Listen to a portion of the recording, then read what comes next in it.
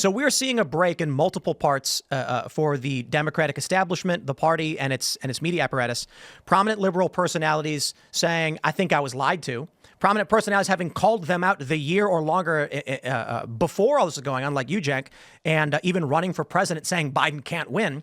And now Jon Stewart, people like Bill Maher, all acting like, I'll just put it this way, many personalities saying all of a sudden, hey, we feel like we were being lied to. Ezra Klein coming out and saying this.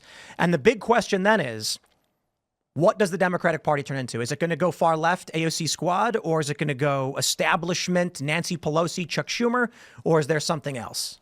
Yeah, so first let's start with Jon Stewart and Charlemagne. So those are my guys. I love those guys. Those are allies. And so they deserve credit for saying that Joe Biden was old when apparently people thought that was outrageous and scandalous. And Jon Stewart did a segment on it, and everybody got super mad at him. Like, when I do it, they expect it. They're like, oh, okay, there's that annoying guy who keeps telling the truth, okay? Shut up, we're all lying. We're all lying. He's young, dynamic. Just say it, right? But when Jon Stewart said, no, not young and dynamic, obviously old and in mental decline, people were super furious. Charlemagne said it, etc. So those are the good guys. So then, you've got Ezra Klein, which we could talk about a little bit later, but I think he's been an interesting guy. I think he's overall positive. He did question Biden a couple of times. He's taken a little bit of credit here, and at the end, anyway, he's a mixed bag, but overall I like him, and we can get into whether that you guys agree, disagree, etc.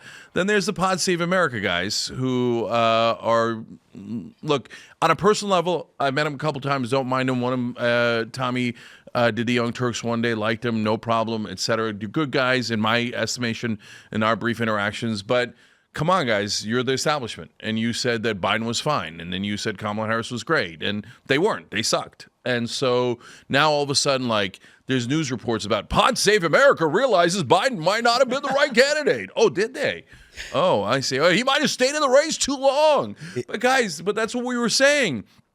And I don't mean it. And then you have mainstream media, which is way worse than all the people that I just mentioned. The Whoopi Goldbergs, the Joe Scarboroughs, just the serial liars who lie and do marketing and propaganda for the Democratic Party. So that's the media. If you want, I'll get into the politics. Is it your sense that the Pod Save America guys don't qualify as mainstream? I mean, they were, if I understand correctly, they did work with the Obama administration or with Barack Obama, and so I feel like they're as mainstream Democrat as you can kind of get. Okay, keeping it real. So this Pod Save America has this funny role in that they have a mainstream mentality, unquestionably, but they're a podcast. So, like, when the mainstream politicians want to go crazy, they go on Pod Save America. They're like, well, I was on a podcast. Yeah, I was online. It wasn't even CNN. It was so crazy. Okay, I was talking to a microphone. It was nuts. You saw Jen O'Malley Dillon being like, wait, I can curse on here. And she was cursing. And she was so happy about it. And I was like, you don't get to do that all the time, do you? Right. So it's cover, essentially, then. Right. Well, look, they I'm sure they genuinely mean what they say, right? Sure. So, to be fair to them. And they're, look, I agree with them on a lot of policies. Well, I mean, do they, hold on, you said they mean what they say, but they were saying that Joe Biden was great, and then they also said that, until Kamala Harris came in. Do you think they meant that, or were they, were they lying then? So which one do you think it is? Yeah, so I do genuinely wonder about that, right? So did they really get themselves to believe that Joe Biden was young and dynamic and the best possible candidate for the Democratic Party, which I always said was the biggest insult you could give to the Democratic Party, to say that a guy whose brain was falling out of his ear is the best candidate we have in the whole country? Really? Out of like 150, 170 million people, you thought he was the best possible candidate? So no, you can't possibly believe that. So that's got to be a lie, right? But I bet you that all those guys genuinely thought, no, he's the best. We got to keep going. You always, and you know what? And the excuse that they have, and like they get themselves to believe, is, wait, if we show any dissension, it helps Trump. Doesn't this kind of speak to the NPC meme, though? Like, if these people are saying, Joe Biden is this, blah, blah, blah, and then as soon as Kamala Harris says, or Kamala Harris is the nominee, they just switch right out. It really does kind of just, it is emblematic of that whole meme where it's like just the new download changes their opinion, right? And if that's the case, can you trust them? The thing with Democrats, though, is their best thing is unity, right? Their best thing is providing a solid front. They're like parents when the kid sneaks out and one of them said it was okay or something. You know what I mean? Like they team up and they get together, and so they're hard to crack because of that. Okay, The old stereotype is Republicans fall in line and Democrats fall in love and Republicans fall in line. Is that no longer the case? No, it's totally flipped now. So that was the case.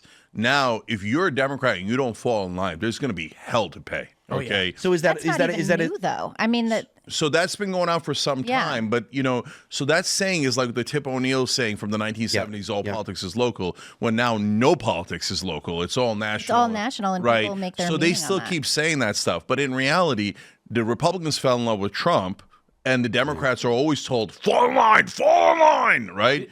And so, like, just real quick to address what you guys are saying. So in the Democratic Party, unity is put out as like the greatest value of all time, when in reality, unity has destroyed the party because it's a forced unity. It's not a real unity. They say, we anoint Biden, we anoint Hillary Clinton, now everybody unify. What that means is our donors picked Hillary Clinton, our donors picked Joe Biden, so shut up, okay? All you rascally, annoying populists and stuff like that, and with your stupid Bernie Sanders. No donor even approves of Bernie Sanders, okay? We demand unity, okay? And so that's a fake thing to try to get not unity, but compliance and obedience. There's a good example of this. Molly Jong Fast was on, I think it was at MSNBC. Yeah, I think She was asked, breaking news, Joe has pardoned Hunter.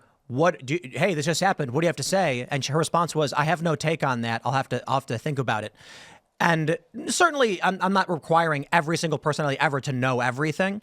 But this is an example of, I can't possibly answer with the Democratic Party line live on TV. You'll have to give me a few minutes to consult. I have to go figure it out. I mean, the thing with the Democrats, to be fair to her, I don't know what exactly happened with her. Maybe she really genuinely didn't know. She's like, I'll give her that. Right. Yeah. But I think this is an example. I think it's probabilistically an example of, I got to be honest, if you took the average conservative and put them on TV and asked them a question, they're going to say something. They're going to have some kind of opinion on it or whatever. And I think this goes to the bigger picture of, and I'll say all these liberal personalities have been complaining about this. Even David Pakman's complaining about it. Conservatives are knocking on the door to come on your show, and liberals are like, let me talk with our PR people and see if we can make something happen, and they don't do it. We can't. Can I just address that real quick? It's way worse than that. So why does Pod Save America exist in a sense, right? So that they could, as we talked about, they could feel cool for going online or on a podcast, etc.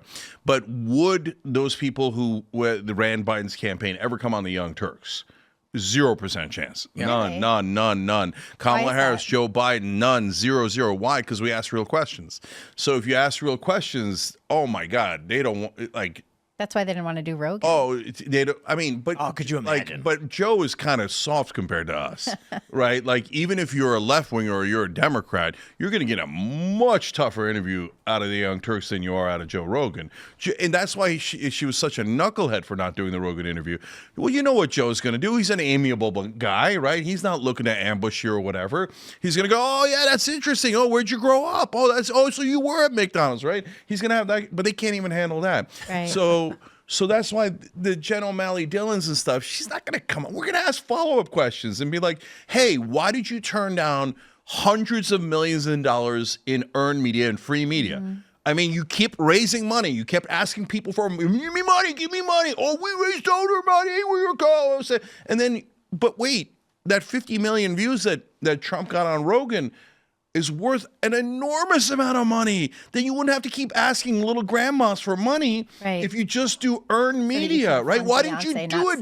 Dylan, why didn't you do it, right? And I could ask 10, 20 super tough questions like that, and they'll never, ever go on a show that asks them those questions because they don't have answers to those questions. Their answer is, what do you mean? Fall in line, unity. Hey, listen, I did I didn't do your unity. Can I curse you? I already forgot. Well, we try not to. Okay. Nobody cried. So I already did your BS. I refuse to do your BS, right? But this unity stuff is gone, man. Thanks for checking out this clip from Timcast IRL. Make sure to watch the show live Monday through Friday at 8 p.m. Subscribe to this channel, and we will see you all there.